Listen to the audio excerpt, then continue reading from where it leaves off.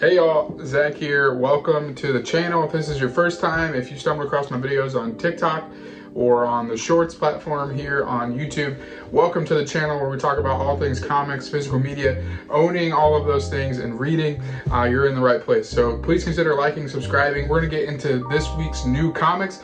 I'm gonna pick my best, my worst, show you everything in my pull list this week, as well as maybe some footage of me going to Chuck's Comics here in Maryland, which is my LCS that I go to every week. And so, yeah, would love it if you hang around for a little bit here as we jump into some new comics. The poll list this week was quite fat. And some of these things actually aren't on my poll list. They were one-shots or number ones that I plan on reading digitally later. So yeah, let's hop in. I'm gonna always start in this stack. I'm always gonna start with my indies that I picked up in the week because I want to make sure those get love and attention off the top. And we'll get to some of the heavy hitters that everybody's talking about this week later in the video. So first, news from the Fallout number 3. Really love this series. The art's really carrying it though, if I'm being honest. But I do find the story pretty interesting and intriguing. Still really digging it so far, 3 issues in.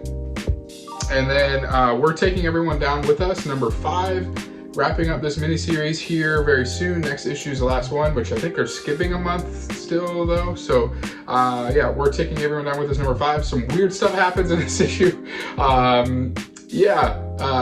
Robots get up to some things I didn't think robots would get up to. So, but I really love this miniseries overall. I don't really care for like the Rook spy thriller elements of it.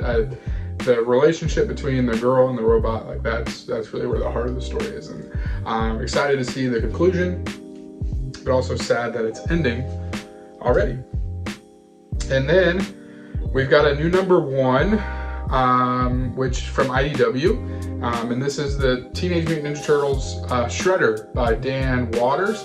Sorry if the lighting's not great. I film all this stuff on an iPhone 11 with no mics, nothing else. So I'm sorry for the quality of these long form videos. I'm trying to figure that out still, but appreciate you watching and hanging around. But hopefully you can see what I'm showing you. This is Shredder number 1 from Dan Watters with art by Michelle Bandini. And I thought this was really dope. I really like this and excited to see. I'll pull anything Dan Watters does. Whether he's got a backup story or he's the main writer on a book. And writing one of my favorite franchises, and Shredder is super dope, and I think this book's really cool. So check it out.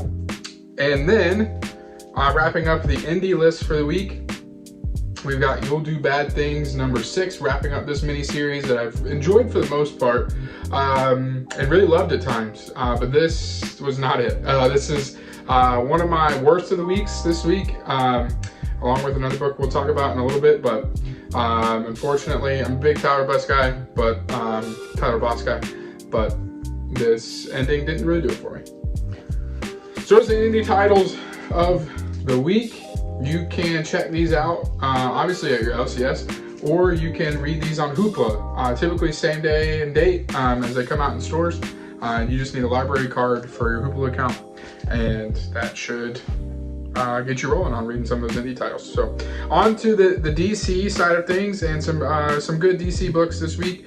We've got Absolute Wonder Woman number 11, written obviously by Kelly Thompson and drawn by Hayden Sherman. This is what I was hoping for with the Labyrinth story. When I heard Hayden Sherman was drawing a Labyrinth story, I was like, oh man, I can't wait to see what they do with that. And then I felt like the first couple issues of the Labyrinth stuff wasn't really doing it for me. But this finally kind of locked in the vibe and tone that I really wanted to see from this Labyrinth story. And yeah, I think it's the best issue of this arc so far.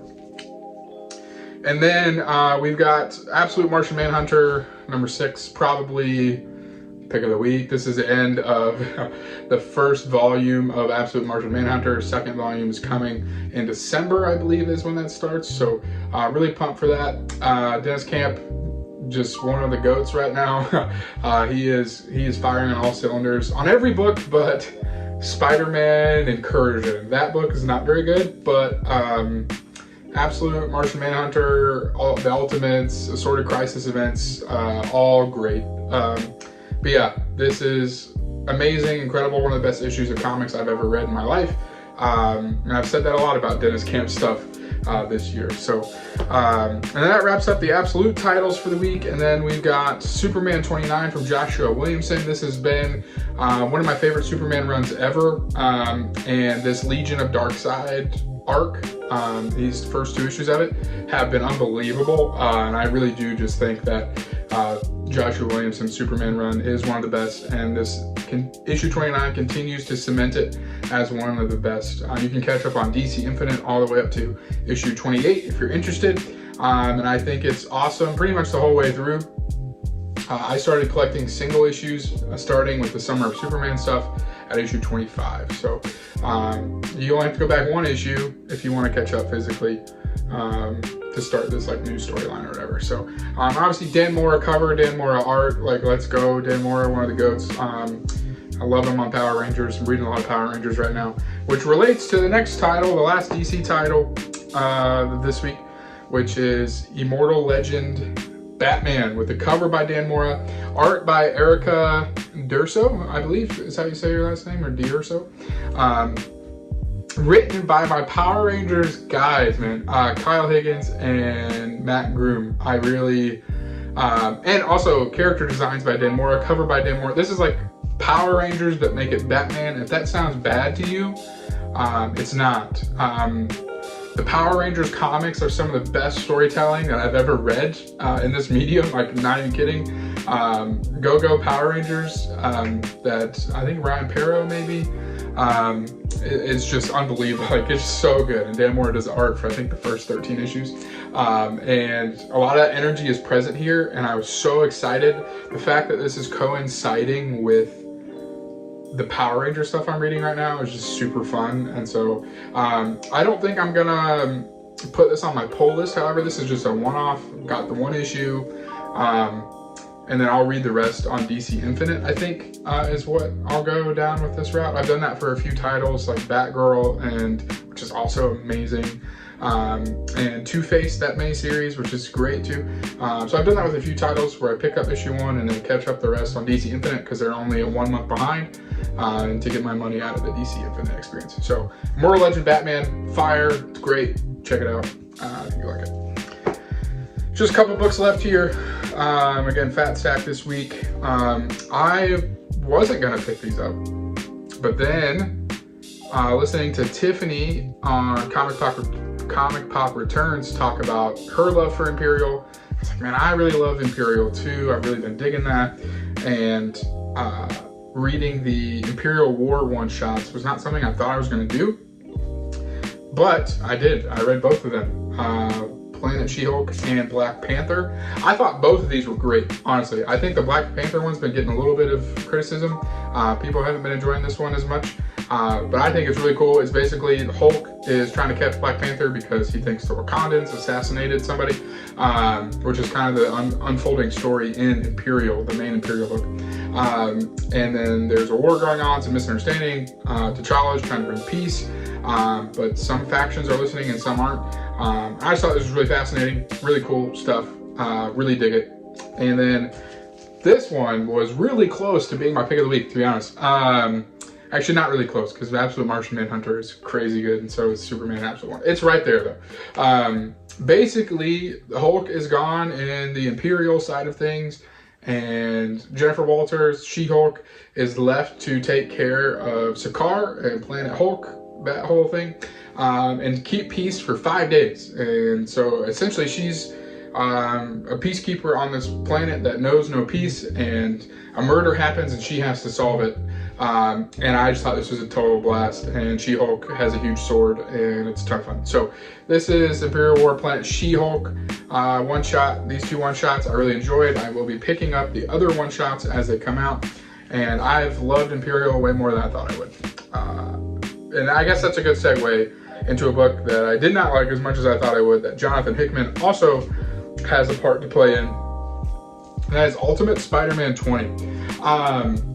I did not like this, and I'm shocked to say that, because Ultimate Spider-Man, I would say in its first 12 issues or so, was probably my favorite book I was reading. I caught up digitally, every issue 5 stars on League of Comic Geeks, like really loved it.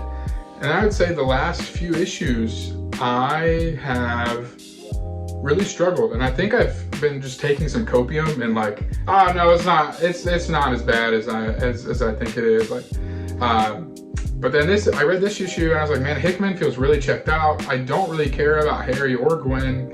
Not enough Peter and MJ stuff throughout this whole book, of Peter being the dad and like all that, like just not enough. And this ends in 4 issues.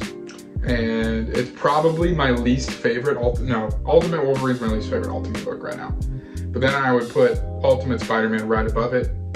And then I think X-Men and Black Panther are incredible. And also the Ultimates is really good too. So this crazily is my least favorite, one of my least favorite Ultimate books on the stands right now, which is just a bummer, considering how this started. And so I'm kind of excited for it to end, to get off my pull list. It feels weird dropping it now, but there's a part of me that really would like to. And speaking of, I've got a pull list purge. Got a bunch of books I'm taking off the pull list. I try to do that every couple of weeks to keep things fresh and to save money. So I'll have a video very soon about what books I'm taking off my pull list. But Ultimate Spider-Man 20, worst of the week, along with You'll Do Bad Things, unfortunately. So that is the pull list, from indies to DCs to Marvel, all the things. Thank you so much for watching. And yeah, if there wasn't any footage of my trip to the comic store this week, sorry about that. I think I maybe filmed it not how I was hoping to, if it didn't make it in this video. So yeah, please like, subscribe, follow along on TikTok, on the YouTube shorts I post. Been posting every day for the last week or so. And I know I'm just another guy talking about comics on YouTube and like trying to figure out where my voice matters or if it's important or whatever. I don't really care about that. I'm just having fun. And I buy these not because I think I'm gonna resell them someday. I just like reading. And I love these stories and these characters. And so, yeah, if that's your kind of thing, thanks for hanging out. Like, subscribe, follow along on TikTok, YouTube Shorts, all the stuff I've already said. Thank you so much for watching. Really appreciate you. And I'll catch you next time.